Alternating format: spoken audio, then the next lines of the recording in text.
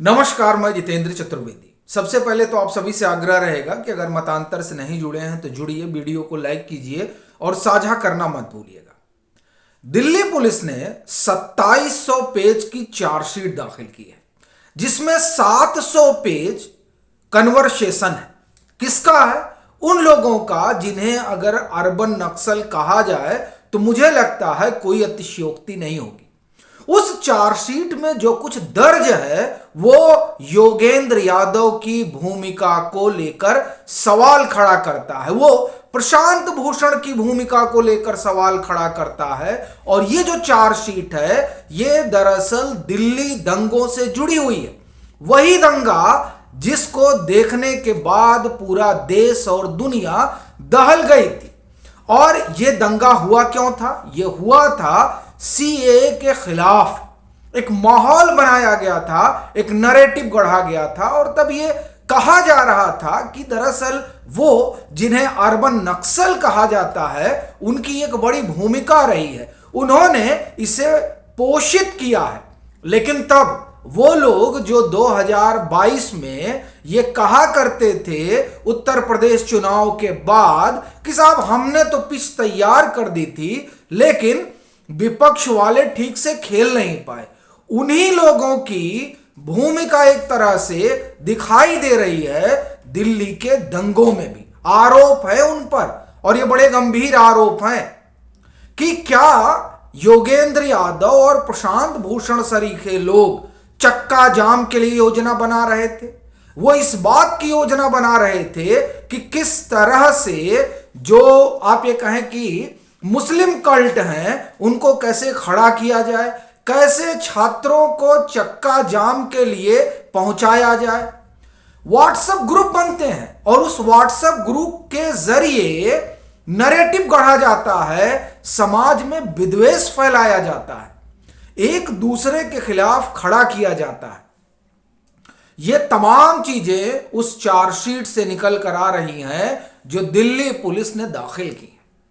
उसमें योगेंद्र यादव का नाम क्यों आता है? भाई योगेंद्र यादव तो अपने आप को बुद्धिजीवी बताते हैं और उन्होंने अपनी जो छवि बना रखी है वो एक सेफोलॉजिस्ट की है, आप एक कहिए कि पॉलिटिकल एक्टिविस्ट की है। लेकिन वो सरजी लीला, इमाम, उमर खालिद, इन लोगों के साथ बैठकर मीटिंग करते हैं, योजना बनाते हैं। ये कितना गंभीर मसला है। और आप देखिए योजना कहां बनती है? 6/6 जंगपुरा के बेसमेंट में। और ये बेसमेंट किसका है? ये जो दफ्तर है ये किसका है? ये प्रशांत भूषण का है। यानी कि प्रशांत भूषण, योगेंद्र यादव सरीखे लोग, क्या ये ना कहा जाए कि दिल्ली को आग में झोंकने के लिए और सांप्रदायिक सौहार्द बिगाड़ने के लिए योजना बना रहे थे और उस योजना में ये शामिल थे। आप देखिए उमर खालिद को अभी तक जमानत नहीं मिल पाई है और उसी उमर खालिद के लिए अभी मूर्धन्य पत्रकार है रवीश कुमार, उन्होंने बाकायदे प्रेस काउंसिल ऑफ इंडिया में प्रेस कॉन्फ्रेंस की थी और कहा था साहब 1000 दिन हो गए। साहब 1000 दिन तो हो गए लेकिन जो दिल्ली ने भोगा उसको लेकर क्या कहा जाएगा? और बड़ी चीज आप ये देखिए कि सीए यानी वो किसी की नागरिकता छीन नहीं रहा है, वो जो कानून है वो नागरिकता दे रहा है, लेकिन उसके बाद में भी उसके खिलाफ माहौल बनाया गया। साहब किसके लिए माहौल बनाया गया? क्या ये पूरा माहौल कांग्रेसी को सिस्टम के लिए बनाया जा रहा था? क्या इस तरीके से एक वर्ग को, एक समाज के एक हिस्से को आतंकित नहीं किया जा रहा था?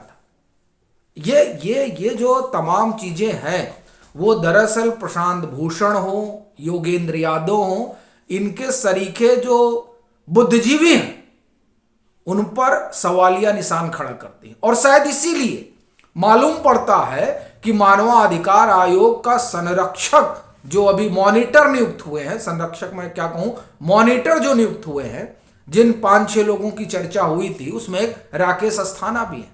और ये इन लोगों को काम ही यही दिया गया है कि ये जो वामपंथी लोग, आप इस तरह से कहें, जो अनरेस्ट पैदा करते हैं, ये जो अर्बन नक्सल है, इसी तरह से और 2-4 चीजें उसमें जोड़ी गई हैं। इस पर इन्हें निगरानी रखनी है।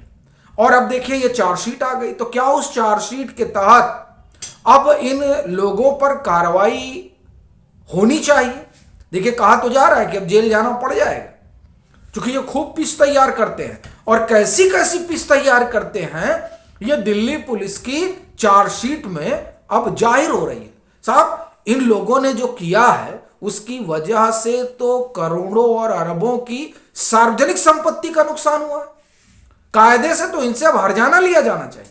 और उसमें तो आप देखिए दिल्ली के एक प्रोफेसर साहब से भी बुला के पूछताछ हुई थी, कितना हंगामा काटा गया था, क्या क्या नहीं कहा गया था, पूरा इकोसिस्टम भिड़ गया ये बताने जताने और दिखाने में कि देखिए किस तरीके से चीजों को मोड़ा जा रहा है, किस तरीके से चीजों को जोड़ा जा रहा है।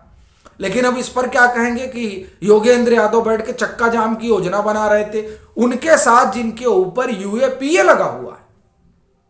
ये किस तरह की सियासत है? क्या नरेंद्र मोदी से घृणा इतनी भारी हो गई है कि आप समाज को, देश को आप एक तरह से कहें कि आग में झोंक देना चाहते हैं? देखिए बड़ा गंभीर मसला है। और अगर आपको ध्यान हो तो दरअसल जब से नरेंद्र मोदी आप देखिए जब मुख्यमंत्री थे तब भी ये कुनबा खार खाए बैठा हुआ था, ये जो लुटियन टीला है। और जब वो प्रधानमंत्री बनते हैं तब भी इस लुटियन टीले के सीने पर सांप लौटता है। यानी नरेंद्र मोदी आपको फूटी आंख नहीं बहा रहे हैं। चलिए ठीक है, आपको उनसे एलर्जी है, लेकिन उस एलर्जी का बदला आप समाज से लेंगे क्या? ये आप देखिए इन्हीं लोगों की जमात है जो हिंदी पट्टी को गोबर पट्टी कहती है। क्यों साहब? भाई ये डेमोक्रेसी है, लोकतंत्र में सबको अधिकार है, कौन किसको वोट देगा नहीं देगा। अब आप कुछ नहीं कर पा रहे हैं तो आप ऐसे प्रोपेगेंडा गढ़ते हैं, जैसे व्हाट्सएप ग्रुप बना के जहर फैलाया जाता है। जिस व्हाट्सएप यूनिवर्सिटी की बात दरअसल ये रवीश कुमार और पूरा इकोसिस्टम करता है, दरअसल ये व्हाट्सएप यूनिवर्सिटी इन्होंने खड़ी की है। और ये बात तो जो दिल्ली पुलिस की चार्जशीट है उससे निकल कर आ रही है कि किस तरह से शर्जील इमाम ने जो है व्हाट्सएप ग्रुप बनाया था और उस व्हाट्सएप ग्रुप के जरिए मैसेजिंग होती थी और उस मैसेजिंग में गलत सलत बताया जाता था। ये मैं इसलिए कह रहा हूं गलत सलत बताया जाता था क्योंकि सीए क्या है इसके बारे में तो भ्रम ही फैलाया गया है और अभी भी भ्रम ही फैलाया जा रहा है। अगर आप इस मुद्दे को थोड़ा अलग करें कि ये जो चार्जशीट है, लेकिन जो असल मसला है व्हाट्सएप यूनिवर्सिटी और भ्रम का, वो कौन फैला रहा है? ईवीएम को आप लेकर देखिए किस तरह का एक प्रोपेगेंडा रचा जा रहा है। और ये प्रोपेगेंडा नया नहीं है, 2018-19 में भी कोशिश हुई थी। ये संभवतः 2019 मार्च की बात है जब लंदन में ईवीएम हैक की कहानी बताई जा रही थी। और अभी देखिए अब सैम पित्रोदा आ गए उसको बताने के लिए। और इनका जो पूरा तंत्र है वो चाहे सोशल मीडिया पर हो या सोशल मीडिया के बाहर हो, अब वो सारे बुद्धिजीवी गढ़ रहे हैं कि कैसे ईवीएम में ये होता है वो होता है। अपना कहना यह है कि ये जो तमाम बुद्धिजीवी हैं ये दरअसल व्हाट्सएप यूनिवर्सिटी के जरिए जहर फैला रहे हैं और इसकी तस्दीक दिल्ली पुलिस की वो चार्जशीट कर रही है जिसमें यह पाया जा रहा है कि किस तरह से सीए के खिलाफ छात्रों को भड़काया गया, सड़क पर उतारा गया, चक्का जाम कराया गया और उसकी अंतिम परिणति यह हुई कि दिल्ली जो देश की राजधानी है और वहां के लोगों को ऐसी नफरत से दो चार होना पड़ा जिसकी आप एक तरह से कहें किसी ने कल्पना नहीं की थी। और वो सिर्फ इसलिए क्योंकि प्रधानमंत्री नरेंद्र मोदी हैं, तो अब नरेंद्र मोदी से घृणा है तो आप सबको आग में झोंक दीजिएगा।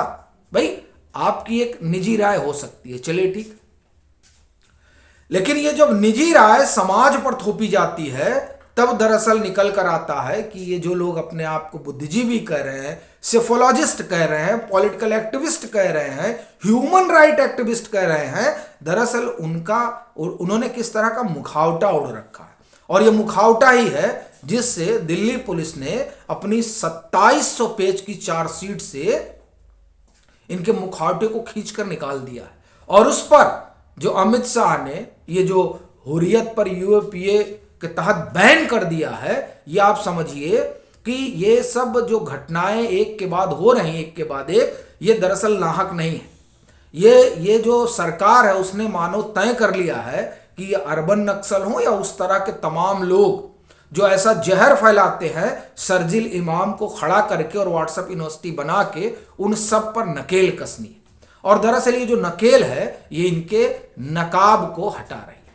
आपकी क्या राय है जरूर साझा करिएगा। मतांतर से नहीं जुड़े हैं तो जुड़िए, वीडियो को लाइक करिए और खूब शेयर करिए।